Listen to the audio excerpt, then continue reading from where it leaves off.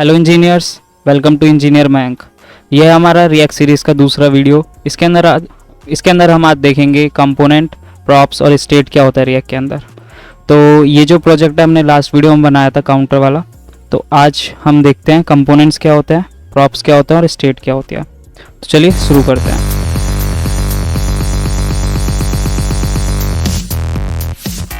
तो सबसे पहले क्या है, अपना जो ये प्रीवियस प्रोजेक्ट है इसको मैं रन कर लेता हूँ। npm run dev हम कमांड देंगे तो ये रन हो जाएगा। तो हमारा प्रोजेक्ट रन हो चुका है, इसको ओपन कर लेते हैं। तो लास्ट वीडियो में हमने बनाया था काउंटर ऐप, जिससे हम नंबर को ऐड कर रहे थे और सब्ट्रैक्ट कर रहे थे। तो इस वीडियो में हम सबसे पहले बात करते हैं कंपोनेंट्स की। तो लास्ट वीडियो में जो हमने काउंटर के लिए एक फ़ाइल बनाया था counter.jsx, वो भी हमारा एक कंपोनेंट था। लाइक देखो, यहाँ पे हमारे पास दो टाइप के कंपोनेंट्स होते हैं रिएक्ट के अंदर। एक होता है फंक्शनल कंपोनेंट और दूसरे होते हैं क्लास बेस्ड कंपोनेंट। ठीक है, क्लास बेस्ड कंपोनेंट जो है वो पहले यूज़ किए जाते थे, पर आजकल ज़्यादातर फंक्शनल कंपोनेंट ही यूज़ करते हैं। तो अभी हम फंक्शनल कंपोनेंट्स के बारे में ही बात करेंगे। अगर आप लोगों को क्लास बेस्ड कंपोनेंट्स के बारे में जानना है तो कमेंट करके बता सकते हो, तो मैं उस पर भी एक सेपरेट वीडियो बना दूंगा। तो देखते हैं हम फंक्शनल कंपोनेंट्स को बनाते कैसे हैं। तो ये तो हमारा काउंटर वाला था, इसको मैं अभी हटा देता हूँ। एक और हम फाइल बनाते हैं। मैं यहाँ पे इसका नाम दे देता हूँ home.jsx। ठीक है, और यहाँ पे जैसे मैंने लास्ट वीडियो में बताया था, अगर मैं लिखूँगा RFC तो हमारा एक कंपोनेंट बन जाएगा। इसी को हम यहाँ पर कंपोनेंट बोलते हैं। जो RFC लिखने के बाद आता है वही हमारा कंपोनेंट होता है। अब कंपोनेंट में क्या क्या चीज़ें होती हैं, सबसे पहले क्या होता है, हमारा रिएक्ट इंपोर्ट होता है। उसके बाद एक फंक्शन होता है जिसके अंदर हमारे कंपोनेंट का नेम होता है। जैसे यहाँ पर अभी क्या नेम है, होम। और जो कंपोनेंट है वो क्या रिटर्न करता है, वो रिटर्न करता है हमारा HTML। लाइक देखो यहाँ पे डिफ के अंदर होम लिखा हुआ है, तो ये अभी HTML रिटर्न कर रहा है। और लास्ट में हम अपने कंपोनेंट को एक्सपोर्ट करा देते हैं। एक्सपोर्ट क्यों कराते हैं वो भी मैंने लास्ट वीडियो में बताया हुआ है, एक बार जाके देख लीजिएगा।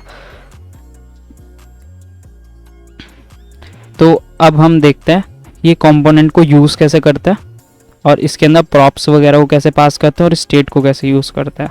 तो सबसे पहले हम देखते हैं होम कंपोनेंट को हम कैसे यूज़ करेंगे और कैसे हम इसको अपना आउटपुट में रेंडर कराएंगे। ये कराने के लिए जैसे यहाँ पे होम दिया मैंने इसको, तो मैं अभी अपने मेन में जाऊँगा। मेन में मैंने डिफ़ॉल्ट क्या दिया हुआ था, काउंटर। मैं अभी काउंटर की जगह पर होम कर देता हूँ। ठीक है, जैसे ही मैंने होम यहाँ पर टाइप किया, देखो यहाँ पे ये इंपोर्ट भी हो गया ऑटोमेटिक। अब जैसे ही मैं सेव करूँगा तो यहाँ पे होम रेंडर हो गया हमारा। ठीक है, अभी होम कंपोनेंट हमारा वर्क कर रहा है। अब मैं चाहता हूँ यहाँ पर कि होम के साथ साथ मुझे यहाँ पे काउंटर भी शो हो। ठीक है, तो वो हम कैसे कराएंगे, हम काउंटर को होम के अंदर डालने वाले हैं। कैसे डालेंगे, देखो यहाँ पे अगर मैं लिखता हूँ H1, इसको मैं नाम दे देता हूँ होम। ठीक, और मैं चाहता हूँ इसके नीचे काउंटर आए, तो मैं यहाँ पे सिंपल अपना काउंटर लिख दूंगा। तो यहाँ देखो हमारा काउंटर भी आने लगा। जो हमारा counter.jsx में कोड था वो कोड अब हमारा home.jsx में भी आ गया इंपोर्ट करके। किसके थ्रू, कंपोनेंट्स के थ्रू। अब जैसे मैं यहाँ पे देखो ऐड करूँगा तो सारी फंक्शनलिटीज़ अच्छे से काम करेगी। ठीक है, अभी सब अच्छे से चल रहा है। अब मैं यहाँ पे चाहता हूँ कि काउंटर में जो काउंटर की इनिशियल वैल्यू है, ठीक है, वो मैं होम पेज में पास करूँ। लाइक मैं यहीं पर ही दे दूँ कि इनिशियल वैल्यू 100 होनी चाहिए, 200 होनी चाहिए। जो भी इनिशियल वैल्यू हो वो हम लोग कहाँ से लाने चाहिए, होम पेज से।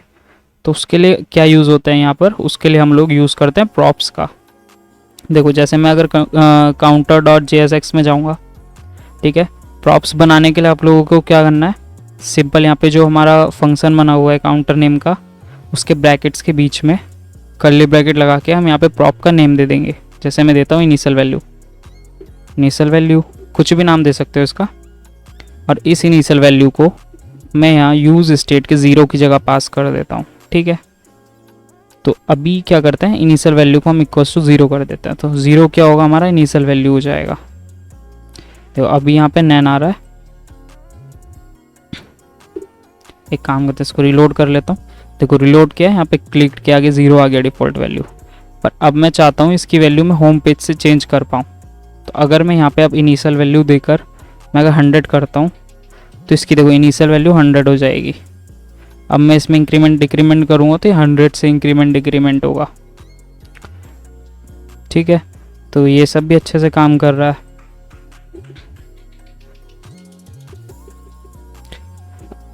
अब देखते हैं हम लोग स्टेट का, स्टेट क्या होती है और कैसे काम करती है। देखो लास्ट वीडियो में हमने बनाया था काउंटर स्टेट एक, जिसके अंदर हमारा काउंट की वैल्यू इंक्रीमेंट हो रही थी और डिक्रीमेंट हो रही थी। यहाँ पर देखो हमने क्या किया था, काउंट +1 सेट किया था सेट काउंट में और काउंट -1 सेट किया था।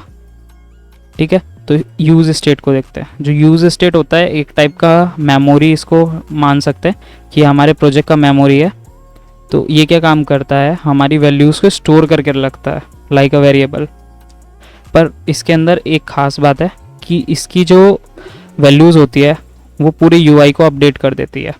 देखो जैसे अगर मैं यहाँ पे काउंट है हमारे पास, अगर मैं सिंपल यहाँ पे एक और वेरिएबल बनाता हूँ, const equals to count2 equals to 0 कर देता हूँ। अगर हम नॉर्मल वेरिएबल को चेक करें और मैं यहाँ पे h1 कर देता हूँ, यहाँ पे क्लिक 2 कर देता हूँ मैं इसको। ठीक है, और यहाँ पे मैं count2 दे देता हूँ अपना। ठीक, तो देखो count2 के आगे 0 आ रहा है अभी। अब अगर मैं count2 की वैल्यू को इंक्रीमेंट कराता हूँ इसकी जगह पर, इसको मैं कमेंट कर देता हूँ। अब यहाँ पे मैं क्या लिखता हूँ, count2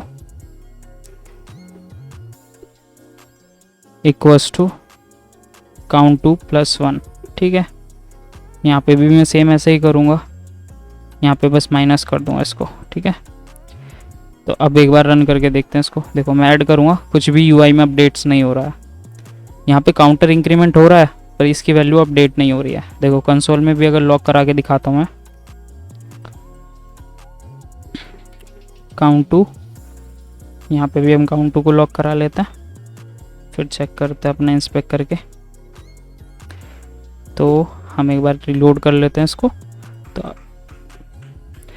अब मैं यहाँ पर अगर ऐड पे क्लिक करता हूँ तो यहाँ पे देखो कुछ एरर आ रहा है कि कांस्टेंट वेरिएबल की वैल्यू चेंज नहीं कर सकते। तो इसको एक काम करते हैं, इसको लेट बना देते हैं, लेट count2।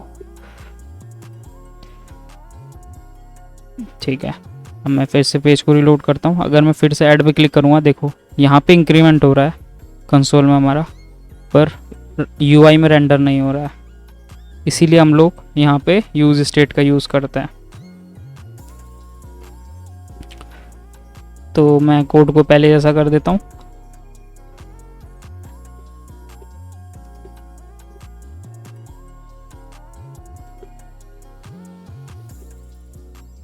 ठीक है, तो अभी हमारा कोड जो है अभी सही से काम कर रहा है।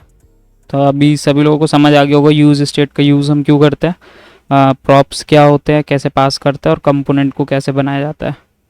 तो इस वीडियो में हम बनाने वाले हैं कार्ट का सिस्टम, कि जो आप लोगों ने देखा होगा अमेज़ोन वगैरह पे, उसके अंदर प्रोडक्ट को हम ऐड टू कार्ट करते हैं, अपने कार्ट में ऐड करते हैं। तो वही आज हम बनाने वाले हैं। तो देखते हैं कैसे बनाएंगे। तो अभी मैं क्या करता हूँ, ये जो काउंटर है हमारा, इसको मैं डिलीट कर देता हूँ। ठीक है, और जो होम पेज है इस पे से मैं बी काउंटर को हटा देता हूँ। ठीक, इंपोर्ट भी हटा देता हूँ, और हमने मेन में भी काउंटर को इंपोर्ट किया था, इसको भी हटा देते हैं। ठीक है, अभी सब कुछ सही चल रहा है। अब क्या काम करते हैं, हम एक फ़ोल्डर बनाते हैं कंपोनेंट्स का। ठीक है, इस कंपोनेंट में, कंपोनेंट फोल्डर में एक हम कंपोनेंट बनाएंगे प्रोडक्ट कार्ड। ठीक, प्रोडक्ट कार्ड डॉट JSX, ये हमारा प्रोडक्ट का कार्ड होगा, जिसके अंदर प्रोडक्ट का क्या क्या हम शो कराएंगे, इमेज शो कराएंगे। ठीक है, उसका नेम शो कराएंगे, और उसका एक होगा ऐड टू कार्ट बटन। ठीक है, तो चलिए शो कराते हैं और इस कार्ड को डिज़ाइन करते हैं। तो मैं यहाँ पे क्या लिखूँगा, RFC। तो हमारा कंपोनेंट बन गया। अब मैं क्या काम करता हूँ, जो अपना ये प्रोडक्ट कंपोनेंट है इसको मैं होम पेज पे इंपोर्ट करा लेता हूँ, जो कि हमें ये शो हो जाए। तो मैं यहाँ लिखता हूँ प्रोडक्ट कार्ड, ये हमारा यहाँ पे आ गया। देखो ये प्रोडक्ट कार्ड आ गया। तो इसको एक बार डिज़ाइन कर लेते हैं प्रोडक्ट कार्ड को अपने। तो हम लोगों को क्या क्या चाहिए था इस प्रोडक्ट कार्ड में, एक इमेज चाहिए थी। ठीक, एक हमें चाहिए था प्रोडक्ट का नेम, तो उसको हम H3 ले लेते हैं, प्रोडक्ट नेम। ठीक है, और एक हम बटन ले लेते हैं ऐड टू कार्ट। ठीक है, तीनों चीज़ें भी हमारे पास आ गई हैं। अब क्या काम करते हैं, हम एक इमेज भी उठा लेते हैं कहीं से, इमेजेस, इस इमेज को उठा लेता हूँ। ठीक है, तो अभी मैं इस इमेज को यहाँ डाल देता हूँ। ठीक है, देखो इमेज हमारे पास आ गया है। इसको एक डिफ़ॉल्ट हाइट विड्थ दे देते हैं, प्रोडक्ट इमेज, और इसको मैं हाइट दे देता हूँ 100। ठीक, और मैं इसको विड्थ दे देता हूँ 100। तो अब देखो इमेज अच्छे से फिट हो गया है। एक काम करते हैं 300 बाई 500 दे के देखते हैं, थोड़ा बड़ा हो जा रहा है। इसको कहते हैं 200 बाई 300। हाँ, अब ठीक है। ठीक है, तो अभी हमने क्या बनाया, अपना प्रोडक्ट हो गया और एक कार्ड हो गया, ऐड टू कार्ट का बटन। तो अब क्या करते हैं, इसको थोड़ा डिज़ाइन कर लेते हैं। तो डिज़ाइन करने के लिए हम क्या करेंगे, यहाँ पे एक बनाएंगे, यहाँ पे CSS product card dot CSS। ठीक है, और मैं इस CSS वाली फाइल के अंदर कुछ कोड लिखने वाला हूँ। तो यहाँ मैं लिखता हूँ प्रोडक्ट कार्ड का। इंपोर्ट करते हैं सबसे पहले हम लोग अपना CSS को। कैसे करेंगे, यहाँ लिखेंगे इंपोर्ट डॉट स्लैश, ठीक है, और जो हमारे CSS का नाम था, क्या नाम था, प्रोडक्ट कार्ड डॉट CSS। तो ये हमने CSS को इंपोर्ट कर लिया। इंपोर्ट होने के बाद अब यहाँ पे हम कार्ड को अपना डिज़ाइन करते हैं। डिज़ाइन करने से पहले हम लोग यहाँ पे क्लास दे देते हैं div को। देखो जैसे ही हमारे पास HTML के अंदर क्लास होता था, यहाँ पे हमारे पास होता है क्लास नेम। ठीक, तो सिंपल क्या करना है, क्लास नेम का यूज़ करना है, और इसको हम क्लास दे देते हैं कार्ड। ठीक, इमेज को हम क्लास दे देते हैं कार्ड इमेज। ठीक है, H3 को हम क्लास दे देते हैं कार्ड टाइटल, और जो हमारा बटन था इसको हम क्लास दे देते हैं कार्ड BTN। ठीक है, तो अभी एक बार इन सब चीज़ों को डिज़ाइन कर लेते हैं। डॉट कार्ड को हम डिज़ाइन करते हैं। सबसे पहले मैं इसका बैकग्राउंड कलर देता हूँ, बैकग्राउंड कलर नहीं देते हैं, इसका बॉक्स शैडो दे देते हैं। Box shadow 3 pixel 3 pixel 5 pixel CCC। ठीक है, तो ये कलर ग्रे कलर में आ जाएगा। ठीक है, देखो यहाँ पे नीचे इसमें शैडो आ गया है। ठीक है, अभी ये तो सही से दिख रहा है। एक काम और करते हैं, अभी जो अपना कार्ड है इसको विड्थ दे देते हैं हम लोग। कितना विड्थ देते हैं, 300 पिक्सल। तो अभी एकदम सही परफेक्ट हो गया इमेज के साथ। और एक काम और करते हैं, यहाँ पे ओवरफ्लो को करते हैं हम लोग हिडन। अब बॉर्डर रेडियस 20 पिक्सल हम दे देते हैं इसको। तो देखो कार्ड का थोड़ा रेडियस भी आ गया है। 20 की जगह 10 पिक्सल ही देते हैं, अभी ज़्यादा नहीं देते रेडियस। ठीक है, तो अभी ये सही दिख रहा है। एक काम और करते हैं, जो अपना कार्ड टाइटल था डॉट कार्ड डैश टाइटल, इसको क्या करते हैं, इसका फ़ॉन्ट साइज थोड़ा बढ़ाते हैं 18 पिक्सल। फ़ॉन्ट विथ बोल्ड के ऑलरेडी है वो। हम क्या करते हैं, इसको मार्जिन दे देते हैं 10 पिक्सल का। तो अभी ये थोड़ा सा साइड से बाहर आ गया है। उसके बाद क्या करते हैं, हम जो हमारा बटन था इसको भी थोड़ा सा हम डिज़ाइन कर लेते हैं। जो डॉट कार्ड डैश BTN। ठीक है, इसको क्या करेंगे, विथ हम दे देते हैं 100%। ठीक है, और इसको करते हैं हम लोग आउटलाइन नन। ओके, हम बॉर्डर को भी हम नन कर देते हैं। ठीक, इसकी पैडिंग देते हैं हम लोग 10 पिक्सल का, और इसका बैकग्राउंड कलर दे देते हैं। बैकग्राउंड कलर हम एक बार चूज़ कर लेते हैं, ये कलर हम बैकग्राउंड में दे देते हैं, और इसका मैं कलर दे देता हूँ वाइट। ठीक है, और इसका फॉन्ट विथ बोल्ड कर देते हैं हम लोग। ठीक है, तो अभी बटन सही दिख रहा है। एक काम वो करते हैं, इस पर कर्सर पॉइंटर, तो जब भी इस पर कोई भी क्लिक करेगा तो यहाँ पे पॉइंटर कर्सर बना हुआ आ जाएगा। होवर करेगा तो पॉइंटर कर्सर आएगा। यहाँ पे हमारा प्रोडक्ट का नेम आ जाएगा, ये प्रोडक्ट का इमेज आ जाएगा। एक काम हो करते हैं, प्रोडक्ट का प्राइस और शो करा लेते हैं, वो तो हमने कराया ही नहीं है। तो प्रोडक्ट का प्राइस शो कराते हैं। एक मैं पैराग्राफ टैग लेता हूँ, क्लास नेम देता हूँ कार्ड डैश प्राइस दे देते हैं इसका नाम, और यहाँ पे हम लोग प्राइस शो करा लेते हैं अपना। मैं यहाँ पे प्राइस देता हूँ $10। तो देखो यहाँ पे प्राइस आ गया। इसको भी थोड़ा सा स्टाइल कर लेते हैं। डॉट कार्ड के अंदर कार्ड प्राइस था हमारे पास, ठीक है। इसको भी मैं सेम मार्जिन दे देता हूँ, बस 10 पिक्सल का, और ये हटा देता हूँ यहाँ से, ठीक है। तो प्राइस भी हमारा ऐड हो गया है। अब हमें क्या चाहिए, अब हमारे पास बहुत सारे प्रोडक्ट होंगे, सिंगल प्रोडक्ट नहीं होगा। जैसे देखो हम होम पेज पे आते हैं, मैं इस प्रोडक्ट को 2-3 बार कॉपी कर देता हूँ, ठीक है। तो देखो यहाँ पे प्रोडक्ट हमारा नीचे नीचे आ जा रहा है, मल्टीपल प्रोडक्ट्स। पर यही काम हम अगर HTML में करते तो हमको पूरा का पूरा कोड वहाँ पे कॉपी पेस्ट करना होता। पर यहाँ पे क्या हुआ, कोड छोटा हो गया हमारे लिए और इजी टू अंडरस्टैंड हो गया है। लाइक देखो अगर प्रोडक्ट कार्ड है तो यहाँ पे देखो मैंने जितनी बार प्रोडक्ट कार्ड को पेस्ट करूँ उतनी बार आ जाएगा। पर अगर HTML होता तो वहाँ पे क्या होता, मेरे को पूरा का पूरा प्रोडक्ट का सेक्शन को कॉपी पेस्ट करना पड़ता 6 टाइम, जब जाके ऐसा दिखाई देता। तो यही है कंपोनेंट्स का फ़ायदा रिएक्ट के अंदर। अब देखो अब इसको थोड़ा रिस्पॉन्सिव बनाते हैं कि जो हमारे कार्ड हैं एक रो के अंदर मल्टीपल आ जाए। जैसे अभी देखो ना ये नीचे नीचे आ रहा है, इसको क्या करते हैं एक रो में डालते हैं। रो कैसे बनाते हैं वो मैंने अपनी पिछली वीडियोस में ही बताया हुआ था, कोई इसमें भी देख लेते हैं हम लोग। एक डिव बनाएंगे, क्लास देंगे रो, ठीक है। इसको क्लास दी। अब हम क्या करते हैं एक और CSS वाला फाइल बनाते हैं। ये अभी कंपोनेंट्स के अंदर हमने किसका CSS बनाया, प्रोडक्ट कार्ड का। अब क्या करते हैं हम लोग एक बाहर SR सोर्स फोल्डर में हम एक और बनाते हैं home.css, ओके। home.css हमने बनाया।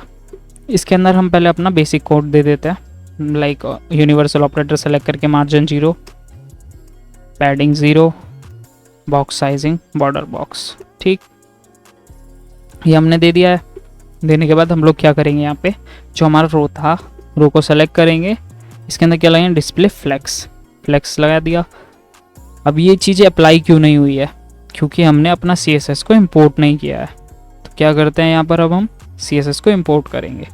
कैसे इंपोर्ट करेंगे, यहाँ लिखेंगे import डॉट स्लैश और जो हमारा नाम था home.css, ठीक है। देखो अभी फ्लेक्स हमने लगाया हुआ था यहाँ पे home.css के अंदर, तो देखो सारे एलिमेंट्स एक रो में आ गए। अब हम यहाँ पे क्या करने वाले हैं, फ्लेक्स रैप को रैप कर देंगे, ठीक। तो अब देखो कार्ड आने लगे हमारे अच्छे से रो वाइज। अब जैसे जैसे साइज़ बड़ा होगा ये उसके अकॉर्डिंग कार्ड एडजस्ट हो जाएंगे। देखो अब 3-3 आने लगे, ठीक। अब ये 2-2 आने लग जाएंगे, ये देखो।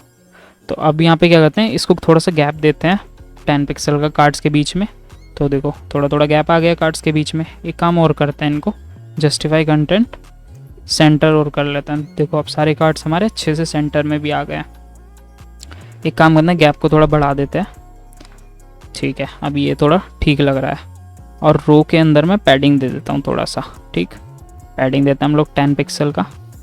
अभी क्या हुआ है, यहाँ पे रो ने पैडिंग ले लिया है अपना, तो इसलिए कार्ड्स जो एक रो में आ रहे हैं, मतलब एक ही कॉलम में सारे कार्ड नीचे नीचे करके आ रहे हैं। अब देखो थोड़ा सा मैं साइज़ बढ़ाया तो सही आने लग गया, और बढ़ाऊंगा तो और सही आने लग जाएंगे, ठीक। तो अभी सारी चीज़ें तो सही से काम कर रही हैं, ठीक है। अपना होम पेज पे आते हैं, यहाँ पे हम लिख देते हैं प्रोडक्ट कार्ड। तो और क्या करते हैं हम लोग, एक यहाँ पर अब एक हम नैव बार बनाते हैं, ठीक है। नैव बार, इसके अंदर एक जगह हमारा टाइटल आ जाएगा और दूसरा हमारा क्या होगा, यहाँ पे कार्ड शो होगा, ठीक है। तो यहाँ हम बनाने वाले हैं एक डिफ, इसको हम क्लास देंगे अपना कार्ट आइटम, ठीक है। यहाँ पे हमने क्या दिया, कार्ट आइटम्स दे दिया इसको। अब यहाँ पे कार्ट आइटम्स के अंदर यहाँ पे कार्ट लिख के हम यहाँ 0 देते हैं। तो देखो अब जैसे ही हम ऐड टू कार्ट पे क्लिक करेंगे, हमारे कार्ट के अंदर एक आइटम ऐड हो जाना चाहिए, ठीक। तो यही हम करने वाले हैं, और कैसे करेंगे वो भी देखते हैं। और अभी हमको प्रॉप्स का भी यूज़ करना है कि यहाँ पे प्रोडक्ट का नेम देखो सब में स्टैटिक है, सेम आ रहा है, पर मेरे को चाहिए सबके अंदर प्रोडक्ट का नेम अलग अलग आए, तो वो भी हम करने वाले हैं। तो सबसे पहले क्या करते हैं, प्रोडक्ट के अंदर ये सारी चीज़ों को डायनामिक बना लेते हैं। तो अभी के लिए मैं क्या करता हूँ, सारे प्रोडक्ट्स हटाता हूँ, एक प्रोडक्ट को सेलेक्ट करता हूँ। इसके अंदर हम लोग कुछ प्रॉप्स पास करेंगे। तो कैसे प्रॉप्स पास करेंगे, राउंड ब्रैकेट्स के अंदर हम क्या करेंगे, कर्ली ब्रैकेट्स लगाएंगे। इसके अंदर क्या क्या चीज़ हमको चाहिए, प्रोडक्ट का नेम चाहिए, प्रोडक्ट का इमेज चाहिए, प्राइस चाहिए प्रोडक्ट का, और हमको क्या चाहिए, और हमको एक फंक्शन चाहिए। फंक्शन किस लिए चाहिए? जब भी ऐड टू कार्ट पे क्लिक हो तो क्या परफॉर्म होना चाहिए, ठीक है। तो हम क्या करेंगे, यहाँ पे ऑन ऐड टू कार्ट लिख देंगे यहाँ पे, ठीक है। ये हो गया हमारा। अब हम क्या करेंगे, जो हमारा सोर्स हमने दिया था स्टैटिक अपना यूआरएल, उसको हटाएंगे, यहाँ कर्ली ब्रैकेट्स लगाएंगे और यहाँ पे बस इमेज लिख देंगे, जो हमारा यहाँ पे प्रॉप का नेम था, यहाँ इमेज नेम था तो हमने दे दिया। और अब हम यहाँ प्रोडक्ट टाइटल में, जो कार्ड टाइटल में हमारा प्रोडक्ट नेम था, इसकी जगह पे हम क्या करें, कर्ली ब्रैकेट्स लगाएंगे और यहाँ नेम दे देंगे, क्योंकि हमने यहाँ भी नेम दिया है। सेम हम प्राइस के लिए करेंगे, यहाँ पे डॉलर को हम रहने देंगे, डॉलर के बाद हम प्राइस, सिर्फ हम प्राइस देंगे और डॉलर के आगे की वैल्यू चेंज हो जाएगी। अब यहाँ पे क्या करेंगे, देखो जब भी बटन पे क्लिक होगा हमारा ये फंक्शन कॉल होना चाहिए, ऑन ऐड टू कार्ट। कैसे करेंगे, देखो मैं लिखूँगा ऑन क्लिक, ठीक, और मैं इसके अंदर ये पास कर दूंगा ऑन ऐड टू कार्ट, बस इतना ही करना था। अब ये हमारा जो कंपोनेंट है ये डायनेमिक कंपोनेंट बन गया है, ठीक है। अब हम इसको बहुत सारी जगह पर यूज़ कर सकते हैं अलग अलग प्रोडक्ट्स के लिए। कैसे यूज़ करेंगे वो हम देखते हैं। देखो मैं यहाँ पे अपना सिंपल प्रॉप्स पास करता हूँ। सबसे पहले नेम पास करता हूँ, इसके अंदर मैं पास करता हूँ शर्ट, ठीक। इसके अंदर मैं अगर इमेज पास करूँगा, अभी हम इमेज ढूंढ के लाते हैं, एक प्राइस पास करूँगा, प्राइस में इसका पास कर देता हूँ $100, ठीक है। इमेज अभी एरर दे रहा है, देखो $100 यहाँ पे आ गया। और मैं पास करता हूँ on add to cart click, तो इसके अंदर मैं कुछ भी क्लिक फंक्शन लगा सकता हूँ। जैसे देखो मैं इसके अंदर अभी अलर्ट लगाता हूँ, आइटम एडेड टू कार्ट, ठीक है। अब जैसे ही मैं ऐड टू कार्ट पे क्लिक करूँगा तो देखो अलर्ट आ गया मेरे पास, ठीक है। तो अब एक काम करते हैं, इमेज भी लगा लेते हैं इसके अंदर। यहाँ लिखते हैं इमेज, तो यहाँ देखो हमको इमेजेस मिल गई। इस इमेज का यूआरएल हम कॉपी कर लेते हैं। यहाँ पे क्या करेंगे, हम लोग इमेज में आएंगे और वो यूआरएल को हम यहाँ पे पेस्ट कर देंगे, ठीक, सिंपल। देखो अब यहाँ पे हमारा प्रोडक्ट भी आ गया है, उसका इमेज आ गया, उसका नेम भी आ गया, तो अच्छे से काम कर रहा है। तो एक काम और करते हैं, एक दो प्रोडक्ट्स को और ऐड कर लेते हैं यहाँ पे। तो एक दो और प्रोडक्ट्स को ऐड कैसे करेंगे, सिंपल, इसी को मैं पूरा कॉपी करूँगा, पेस्ट कर दूंगा। देखो और प्रोडक्ट्स हमारे पास ऐड हो गए। एक दो प्रोडक्ट्स और डाल लेते हैं हम, एक इसको डाल लेते हैं, इसका भी लिंक कॉपी करते हैं, यहाँ पेस्ट कर देते हैं। इसको हम टी शर्ट कर देते हैं, इसका प्राइस $10, इसका हम कर देते हैं $50, ठीक है। अब देखो यहाँ पे हमारे पास अलग अलग प्रोडक्ट्स आ गए। एक लास्ट वाला प्रोडक्ट्स के लिए भी एक हम देख लेते हैं, ये वाला लिंक कॉपी कर लेते हैं, ठीक है। इसको यहाँ मैं पेस्ट कर देता हूँ, इसको 100 लिख देते हैं और यहाँ लिख देते हैं टी शर्ट कॉम्बो, ठीक। तो अब देखते हैं यहाँ पे, देखो हमारे पास सारी चीज़ें आ गई हमारे पास अच्छे से, ठीक है। हमारे पास शर्ट का इमेज भी आ रहा है, प्रोडक्ट का नेम आ रहा है, फिर प्राइसिंग भी आ रहा है, और ऐड टू कार्ट बटन पे कुछ भी क्लिक कर रहे हैं तो क्लिक हो रहा है। अब हमको क्या अपना कार्ट फंक्शनैलिटी को वर्क कराना है। जब भी मैं ऐड टू कार्ट पे क्लिक करूँ कार्ट हमारा इंक्रीमेंट होना चाहिए, ठीक है। वो कैसे होगा देखते हैं। तो अब हम सबसे पहले अपना यूज स्टेट पर आते हैं, जो अभी हमने मेमोरी के लिए पढ़ा था, ठीक है। अब देखो जैसे ही मैं कार्ट पे क्लिक करूँगा तो हमारा जो कार्ट का आइटम है वो मेमोरी में सेव हो जाना चाहिए, मतलब एक इंक्रीमेंट हो जाना चाहिए कार्ट के अंदर। अभी 0 है, जैसे ही मैं इस पर क्लिक करूँगा एक प्रोडक्ट हमारा इंक्रीमेंट हो जाएगा, दूसरे पे क्लिक करूँगा फिर से इंक्रीमेंट हो जाएगा, थर्ड पे क्लिक करूँगा फिर इंक्रीमेंट हो जाएगा, ठीक है। तो यही सेम हम लॉजिक लगाएंगे इसके अंदर। एक काम करते हैं, मैं नैप बार को थोड़ा सा स्टाइल कर लेते हैं पहले, उसके बाद इसका भी लॉजिक हम लिख लेते हैं, ठीक है। तो नैप बार को स्टाइल करते हैं सिंपल, सिंपल मैं इसको बस डिस्प्ले फ्लैग्स दे दूंगा और जस्टिफाई कंटेंट दे दूंगे, स्पेस बिटवीन, ठीक। अलाइन आइटम्स को हम सेंटर कर लेंगे और पैडिंग हम इसका दे देंगे 20 पिक्सल, और बैकग्राउंड कलर कुछ भी दे सकते हैं। मैं अभी क्या करूँगा, लाइक इसको ब्लू कलर दे देते हैं, ठीक है। ये थोड़ा ज़्यादा ही ब्लू है, थोड़ा इसको कम ब्लू करते हैं, थोड़ा अच्छा लगे, ठीक है। ये कम ब्लू हमने कर दिया। इसके अंदर हम कलर कर देते हैं वाइट, ठीक है, अभी के लिए सब ठीक है। और जो हमारे यूनिवर्सल ऑपरेटर के अंदर फॉन्ट फैमिली दे देते हैं सैंस सेरिफ, ठीक है। तो अब देखो हमारा कार्ट यहाँ पर आ रहा है। अब जब भी हम ऐड टू कार्ट पे क्लिक करें, हमारा कार्ट में एक इंक्रीमेंट होना चाहिए। वो कैसे करने वाले हम लोग, सिंपल हम लोग क्या करेंगे, यहाँ पे कॉन्स्ट लिखेंगे, ठीक। स्क्वायर ब्रैकेट्स हम लोग यहाँ पे लगाने वाला है। स्क्वायर ब्रैकेट्स के अंदर हम क्या लिखेंगे, काउंट या फिर कार्ट और सेट कार्ट, ठीक। दो वेरिएबल लेंगे, एक कार्ट लेंगे हम लोग, एक लेंगे सेट कार्ट। इक्वल्स टू में करके हम लोग क्या लिखेंगे, यूज स्टेट, और यूज स्टेट में हम इनिशियल वैल्यू अपना 0 दे देंगे, क्योंकि इनिशियली कार्ट के अंदर कुछ आइटम नहीं होंगे, ठीक है।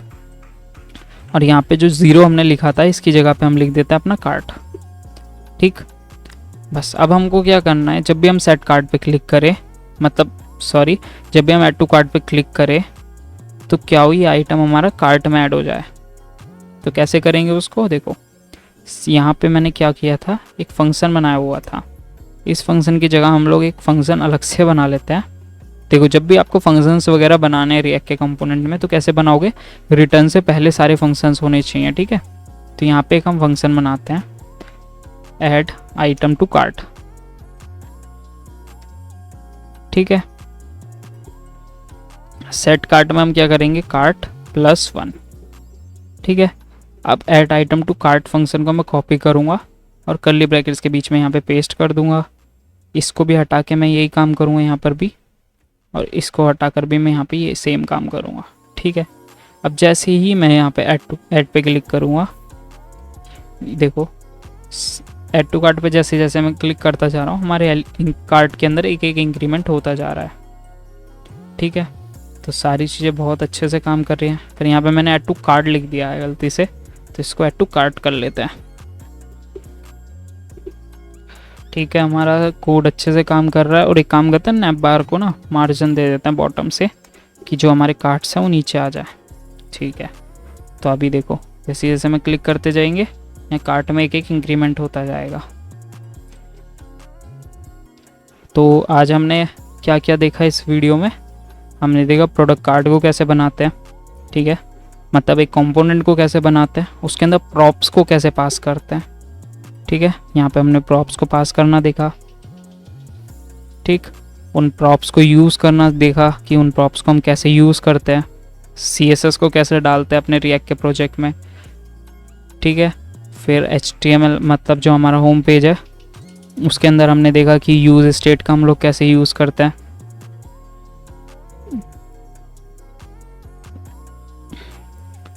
तो आज के लिए बस इतना ही, मिलते हैं फिर नेक्स्ट वीडियो में। और वीडियो पसंद आई हो तो वीडियो को लाइक करना, चैनल को सब्सक्राइब करना, और कमेंट करके बताना कहीं भी कुछ भी प्रॉब्लम हो, और कुछ भी स्पेसिफिक टॉपिक अगर आप लोगों को चाहिए होगा तो वो भी कमेंट में बता सकते हो। तो मिलते हैं नेक्स्ट वीडियो में, टेक केयर, बाय बाय।